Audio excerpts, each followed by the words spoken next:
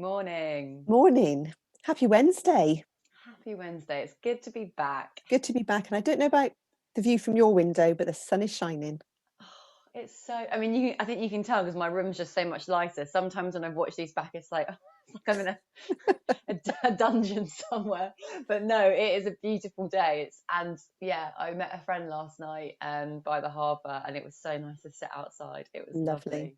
Yeah, really, really good. It definitely feels like there is a shift, Yeah, isn't there? There's something is shifting, yeah. something is changing. Absolutely. Um, And yeah, it just has, I think, for a lot of people, um, the slight easing of restrictions has brought just a kind of a new lease of life, I think. So yeah, yeah. it's stirring something, isn't it? Yesterday, it was my day off, and so I had 2 hours in the garden, just cutting back, pulling out, and honestly, just so much overgrowth that I just haven't been paying attention to, but it Yeah. just felt good to really kind of drag out bundles of ivy and Yeah. brambles that have grown and clear space in a bit of the path that we must have had a bit of a landslide from the so I'm kind of hacking away at all this stuff that is built up. I found a bit of path underneath and it just felt so cleansing almost. Yeah, And that green absolutely. bin is full to the brim again. I should be jumping on that to try to get it down so I can fill a To bit get more it in. But down. Yeah, yeah, exactly. Oh, nice, nice, nice. We were reflecting as well that it feels also like a bit of a strange time, like with everything at the moment, even though there is a slight relief, joy, whatever you want to call it, about restrictions easing. There's also I'm certainly noticing in other people that I've seen over the last few days at the food hub, but also friends and myself.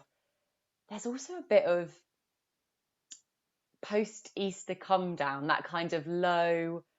People are struggling a little bit with kind mm, of where they're at and what they're thinking. On Monday, in morning prayer that we do, you were reflecting, which is something that I hadn't heard of before, that the Easter after Sunday is commonly known as kind of low Sunday for various reasons, but one of them being that kind of people can just feel quite low, that kind of high of Easter, that real working towards something, going through the motions to something quite joyful.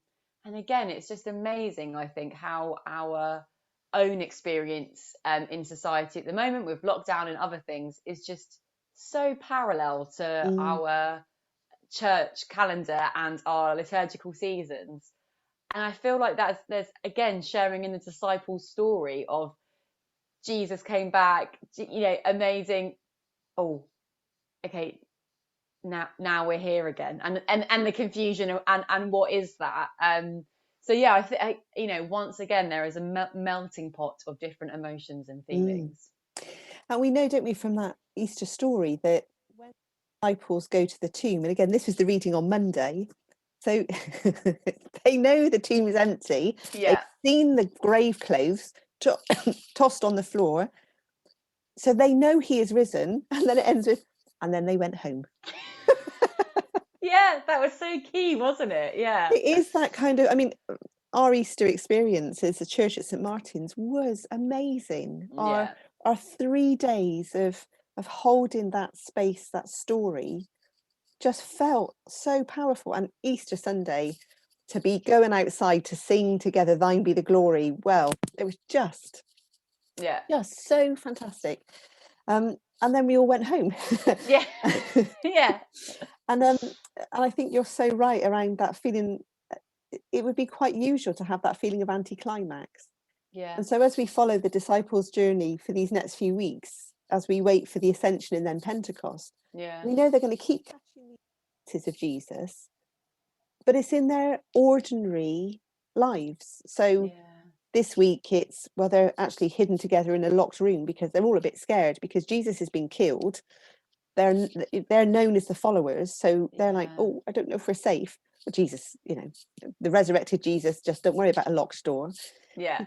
He comes and he shows the wounds and he says to Thomas, touch them. Mm. And when Thomas touches them, there's no pain for Jesus. It's just the Yeah. reality of what is. And I think this is something for me to explore about. Well, what does it mean for us to be resurrection people? Because Yeah. there's got to be something that we leave at the cross. There's got to be something that we're courageous enough to say that doesn't have to be part of my story anymore. And whether or Yeah. not that's pain or shame or guilt or regret, anger, frustration, towards another person. It could be so many things. Sadness, the if only this had happened in my life, or Yeah. what should have been in my life. That we're all carrying the baggage, aren't we, for so many different ways. There has to be a point, I think, where we say, I bring that to this cross, because Jesus is saying, I'm suffering for you and with you. Mm.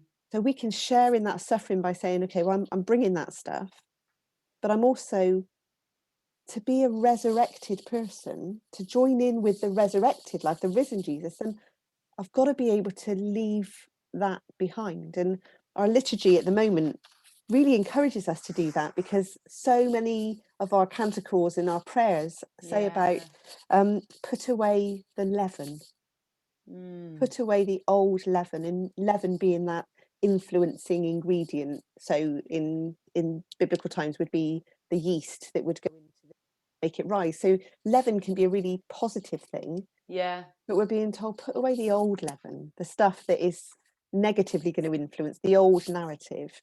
Yeah. Just put it away, because It's it's new. The new is here. Yeah, it's kind of reminding me when everyone was making sourdough in lockdown one, and you need that starter that you put into every single Yeah.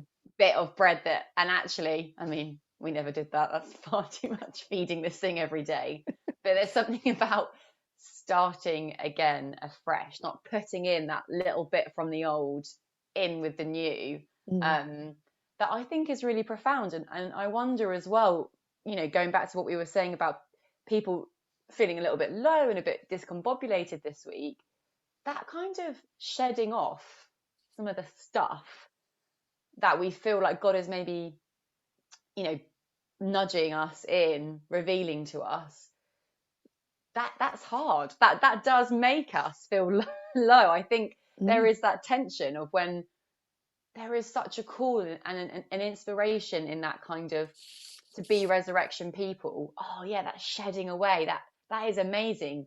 Yet the reality of that is hard, and many of us will have had the opportunity to shed stuff that we haven't just been able to, and it's that re-coming again to think, this time what is it that I'm able to leave at the cross, Mm. and really, for me that's quite a visual thing, is actually going through that in my mind of placing the word, the thing, whatever it is, at Jesus. And it's always key when you're doing these exercises of going through that in your mind. If you're quite, pictures like me, that really helps. But the key part is always, can you see yourself turning away and walking away? Mm. Or are you staying at the foot of Yeah. the cross? Like, oh, have you got it?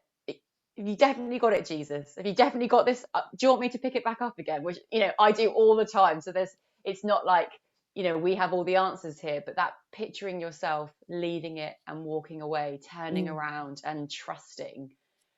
Yeah, it's hard, but incredibly freeing when we're able I to. remember years ago, I kind of did a reflective evening, and I gave everybody a stone, and I just asked people to hold the stone and allow it to become warm in their hands, because Mm, that's an amazing thing. I mean, some people say, "Oh, stones, pebbles, and water, how trite," but I think they're so powerful. yeah, yeah, So they held this stone, and it had to become warm by your hand, because then there was something of your imprint on it.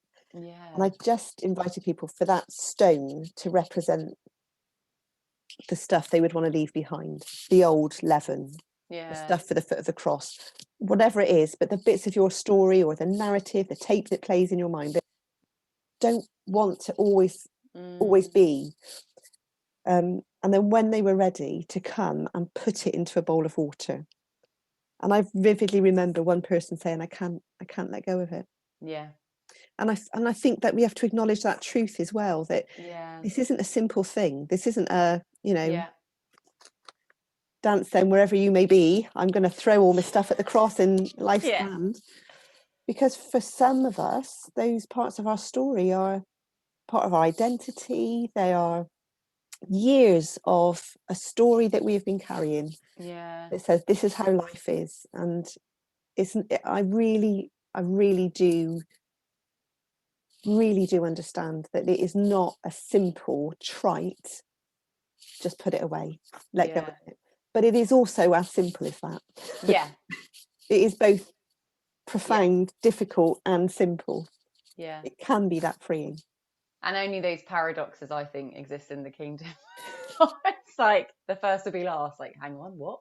But again, that doesn't really make Blessed are the sense. But poor, really? yeah, exactly. It's like suddenly that does make sense when you think about it in God's economy, which is something that I know that we say a lot. But Yeah. in God's economy, those things suddenly you know in your gut where the spirit is like, yes, that is right. Yeah. And I guess this is it kind of leads on to something that I think we've been talking about quite a lot, really. But again, it becomes about that choice. And I hope we've acknowledged enough that we're not saying that that choice is easy to make, or we should, you know, there's judgment that, oh, you should just definitely do it. That is a journey and it's hard, yet it also becomes our choice as to how we respond in that way. I think the beauty of the tradition that we have here, where we follow the seasons of the year, is that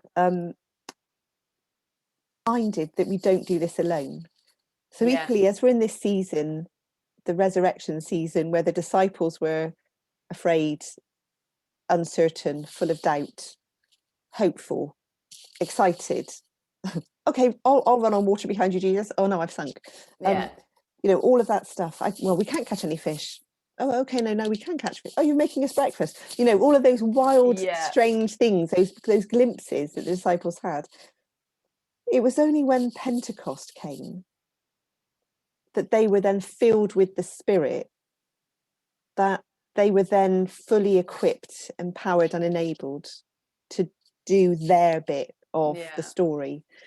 And so I think it's also for us to constantly be looking forward to, okay, but we're going to be filled with the Spirit again.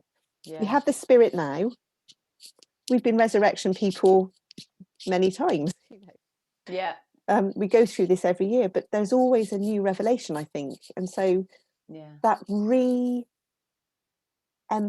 of the Spirit, I think, is going to be so important for us, particularly this year. As we were saying, we're emerging as a church community, as a nation, as a globe. Yeah.